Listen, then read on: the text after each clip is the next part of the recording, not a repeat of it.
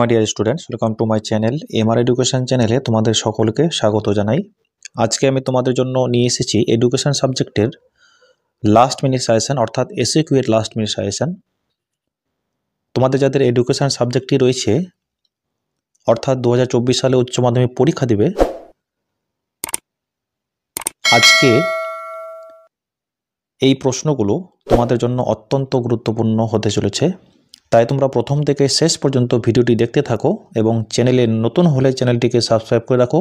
প্রয়োজনে একটা লাইক করে দিও এবং কমেন্ট করে আমাকে জানিও তোমাদের কোন কোন বিষয়গুলোর উপরে কোনো ডাউট আছে। আমি চ্যানেলে যদিও আগে এসকিউ সাজেশান দিয়েছিলাম, সেগুলো থেকে আরও বাছাই করে একেবারে তোমাদের পরীক্ষার জন্য ফাইনাল সাজেশান অর্থাৎ লাস্ট মিনিট সাজেশান আজকে আমি তোমাদেরকে দেখাবো। আমি তোমাদের পরপর অর্থাৎ চ্যাপ্টার ওয়াইজ প্রথম অধ্যায় থেকে শেষ অধ্যায়, আমি তোমাদের প্রথম অধ্যায় থেকে আমি যে কটা অধ্যায় রেডি করেছি, অর্থাৎ আমি তোমাদের আজকে প্রথম, দ্বিতীয়, তৃতীয়, চতুর্থ এবং পঞ্চম, ষষ্ঠ এবং সপ্তম এবং অষ্টম এবং নবম অধ্যায় পর্যন্ত আমি তোমাদেরকে এসকিউ ফাইনাল সাজেশন অর্থাৎ লাস্ট মিনিট সাজেশন তোমাদেরকে দেখাবো। আমি এই পর্যন্ত শুধুমাত্র তৈরি করতে পেরেছি, বাকি 10 এবং 11, 12 এই তিনটে অধ্যায় আমি তৈরি করতে পারিনি। আমি এই তিনটে অধ্যায় আমার টেলিগ্রাম চ্যানেলে দিয়ে দেব, তোমরা সেখান থেকে তোমরা সবাই দেখে নিও। তবে যেগুলো প্রশ্ন আমি নির্বাচন করেছি তোমাদের জন্য, এগুলো সবকটাই হচ্ছে ইম্পর্টেন্ট। বন্ধুরা, তোমরা চ্যানেলটিকে যারা এখনও সাবস্ক্রাইব করোনি, তোমরা চ্যানেলটিকে সাবস্ক্রাইব করে রাখো এবং পরবর্তী গুরুত্বপূর্ণ ভিডিওর আপডেট পাওয়ার জন্য। দেখো, প্রথমে তোমাদের হচ্ছে শিখন চ্যাপ্টার। এখানকার প্রতিটি প্রশ্নই হচ্ছে ইম্পর্টেন্ট, ভেরি ভেরি ইম্পর্টেন্ট। বলতে পারো তোমাদের এই প্রশ্নগুলো পরীক্ষায় হয়তো চলে এসেছে। দেখো, প্রথম প্রশ্ন হচ্ছে পরিণমনের একটি বৈশিষ্ট্য লেখো। 2 দাগের প্রশ্ন, মনোযোগের একটি বৈশিষ্ট্য উল্লেখ করো। 3 নম্বর, স্পিয়ারম্যানের টেডার সমীকরণটি লেখো। 4 দাগের প্রশ্ন, বুদ্ধির অভিক্ষা কি? বুদ্ধি পরিমাপের জন্য ব্যবহৃত কৌশলগুলোকে বুদ্ধির অভিক্ষা বলা হয়। 5 দাগের প্রশ্ন, থার্স্টনের বহু উপাদান তত্ত্বে এস বলতে কি বোঝানো হয়? থার্স্টনের বহু উপাদান তত্ত্বে এস বলতে স্থান নির্ণয়ের সামর্থ্যকে বুঝিয়েছেন।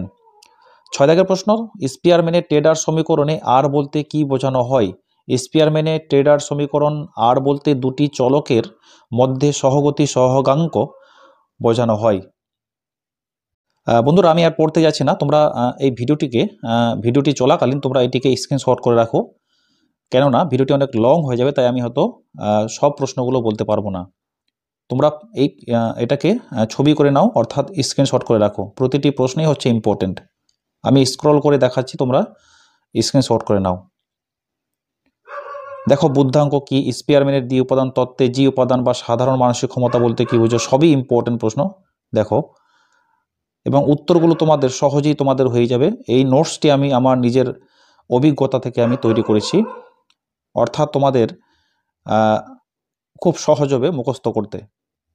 দেখো, তারপর হচ্ছে শিখন, দ্বিতীয় অধ্যায়। স্কিনার কোন দুটি শ্রেণীর আচরণের কথা বলেছেন?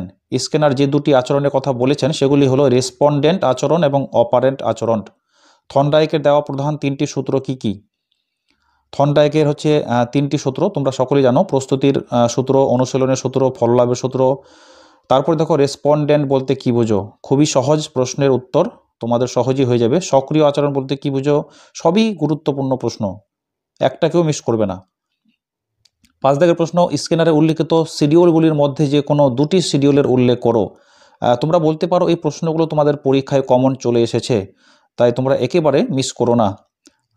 পাজল বক্স কি?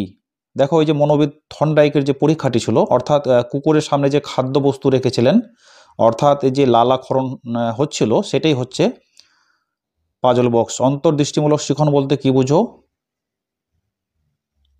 প্রচেষ্টা ও ভুলের কৌশলের প্রবক্তাকে থর্নডাইক। মনোবিদ ইএল থর্নডাইক। থর্নডাইকের দেওয়া ফললাভের সূত্রটি লেখো। ভেরি ভেরি ইম্পর্টেন্ট প্রশ্ন। শিখনের ক্ষেত্রে উদ্দীপকতার উপযোগী প্রতিক্রিয়ার মধ্যে সংযোগ স্থাপনের ফলে যদি ব্যক্তির কাছে তৃপ্তিদায়ক হয় তাকে তখন সেটি হচ্ছে শক্তিশালী হয়। তারপর চলে আসো নেক্সট, গেস্টাল মতবাদ কি? থর্নডাইকের দেওয়া ব্যবহারের সূত্রটি লেখো। এস টাইপ অনুবর্তন কাকে বলে? পরের পেজে চলে আসো। দেখো ষষ্ঠ অধ্যায় 6 নম্বর অধ্যায় দেখো।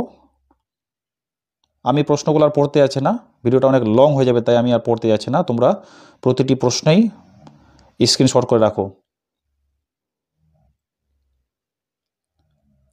ষষ্ঠ অধ্যায় দেখো, ষষ্ঠ অধ্যায় মুদালিয়ার কমিশনের রিপোর্টে উচ্চ মাধ্যমিক স্তর কত বছর করার কথা বলা হয়েছে? 3 বছরের কথা বলা হয়েছে। মাধ্যমিক শিক্ষা কমিশনের সুপারিশ অনুযায়ী ইন্টারমিডিয়েট শিক্ষা কি? খুবই ইম্পর্টেন্ট প্রশ্ন। সিএবি এর পুরো নাম কি? State advisory board of education. Mudaliar commission পরীক্ষার নম্বর প্রদানের জন্য কোন পদ্ধতি চালু করেন?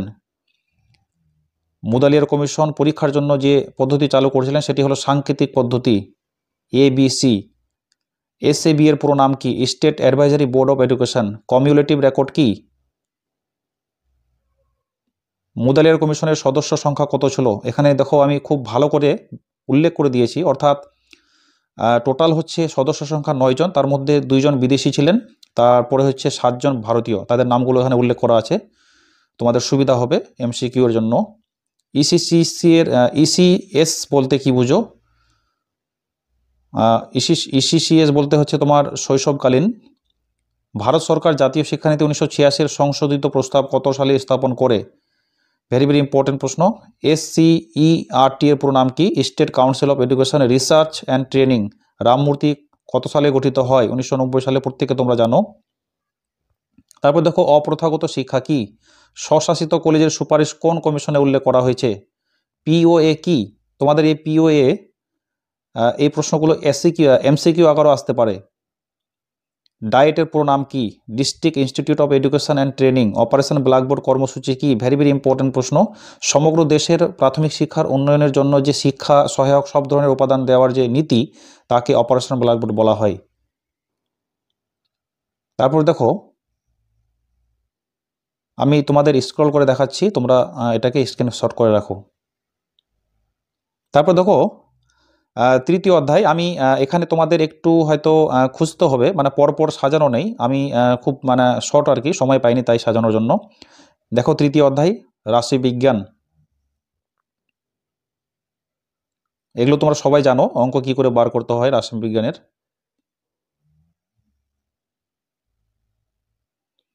বন্ধুরা তোমরা যারা পিডিএফটি এই সম্পূর্ণ নোটসটি নিতে চাইছো, তোমরা আমার সঙ্গে সরাসরি যোগাযোগ করবে, আমি তোমাদের এই পিডিএফটি দিয়ে দেব। মিডিয়ানের ব্যবহার দেখো। এম কথাটির পুরো নাম কি? অ্যাজিউমিন বাই কল্পিত গড়। স্কোর কাকে বলে? প্রসার কাকে বলে? এন দ্বারা কি বোঝানো হয়? 95 থেকে 99 প্রকৃত নিম্নসীমা বের করা আমি তোমাদের শিখিয়েছি, সেটাও তোমরা জানো। রাশি তথ্যমালা কোন মানের দ্বারা প্রভাবিত হয়? কেন্দ্রীয় প্রবণতা। রাশিবিজ্ঞানের মধ্যবিন্দু বা মধ্যমান কাকে বলে? মিডিয়ান কি করে বার করতে হয় দেখো। মোড নির্ণয় খুবই সহজ। চলক কি? ভূষ্টক নির্ণয়ের সহজ সূত্রটি কি? এরপরে চলে আসো দেখো চতুর্থ অধ্যায় ভারতীয় সংবিধানের শিক্ষা সংক্রান্ত বিধিসমূহ। জাতীয় নারী শিক্ষা পরিষদ কত সালে গঠিত হয়? নারীদের সুযোগ সুবিধার কথা সংবিধানের কত ধারায় বলা হয়েছে? তোমরা স্ক্রিনশট করে রাখো, ছবি করে রাখো, আমি তোমাদের পরপর প্রশ্নগুলো দেখাচ্ছি।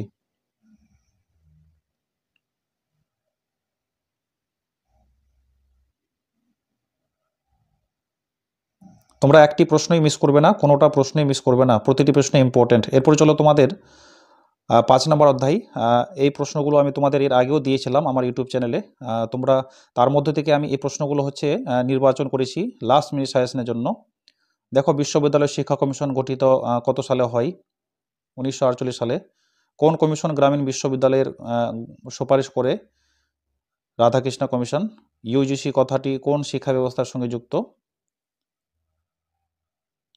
NCRH এর পুরো নাম কি? গ্রামীণ বিশ্ববিদ্যালয় পরিকল্পনায় মাধ্যমিক স্তর কত বছরের? 3 বছরের। শ্রীনিকেতন কে প্রতিষ্ঠা করেছিলেন? রবীন্দ্রনাথ ঠাকুর। গ্রামীণ বিশ্ববিদ্যালয় পরিকল্পনায় কটি স্তরের কথা বলা হয়েছে? বিদ্যালয়ে মনীষীদের জীবন পাঠ প্রথম কোন কমিশন সুপারিশ করেছিলেন? রাধাকৃষ্ণন কমিশন। বিশ্ববিদ্যালয় শিক্ষা কমিশনে উল্লিখিত যে কোনো 2 ধরনের পেশাগত শিক্ষার নাম লেখো। কৃষিবিদ্যা, চিকিৎসা শাস্ত্র। কত সালে বিশ্ববিদ্যালয় শিক্ষা কমিশন তার রিপোর্ট জমা দেয়? দেখো প্রতিটি প্রশ্ন ইম্পর্টেন্ট, আমি স্ক্রল করে দেখাচ্ছি।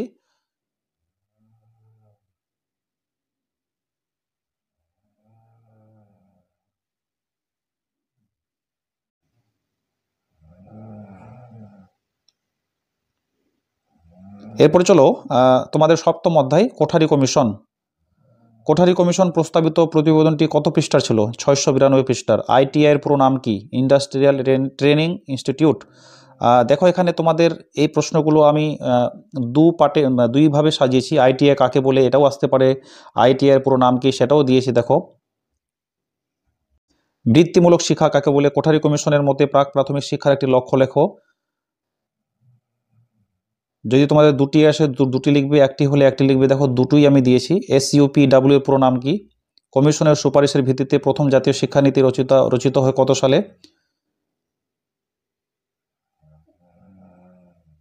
এরপর চলো নবম অধ্যায়। দেখো নবম অধ্যায় তোমাদের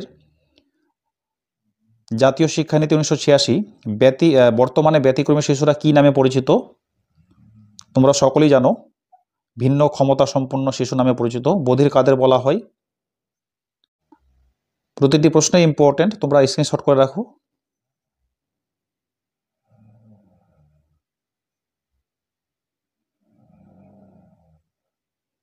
দেখো ICDS এর পুরো নাম কি? টকিং বুক কাদের জন্য ব্যবহার করা হয়? অর্থাৎ টকিং বুক অন্ধ শিশুদের জন্য ব্যবহার করা হয়। হোয়াইট কাম স্টিক্স কি? অন্ধ ব্যক্তিরা যে সাদা লাঠির সাহায্যে হাঁটাচলা করে তাকেই বলে হোয়াইট কাম স্টিক্স। ব্রেল মেথড কবে আন্তর্জাতিক স্বীকৃতি পায়? 1878 সালে আন্তর্জাতিক স্বীকৃতি পেয়েছিল। বন্ধুরা, তোমরা এই প্রশ্নগুলো খুব ভালো করে তৈরি করো, কারণ তোমাদের এই প্রশ্নগুলো তোমরা বলতে পারো এক কথায় তোমাদের এই প্রশ্নগুলো পরীক্ষায় চলে এসেছে। তোমরা এখান থেকে কমন পেয়ে যাবে আশা করি। তোমরা যারা চ্যানেলটিকে এখনও সাবস্ক্রাইব করেনি, তোমরা চ্যানেলটিকে সাবস্ক্রাইব করে রাখো এবং এমআর এডুকেশন চ্যানেলের পাশে থাকো পরবর্তী নোটিফিকেশান সর্বপ্রথম আগে পাওয়ার জন্য।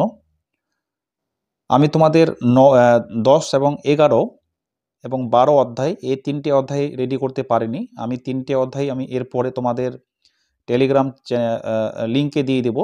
তোমরা যদি আমার টেলিগ্রাম লিঙ্কে থাকো সেখান থেকে তোমরা পরে পেয়ে যাবে পরীক্ষার আগে আগে। আজকের মতো ভিডিওটি এখানেই শেষ করলাম। Thanks for watching. দেখা হবে পরবর্তী ভিডিওতে।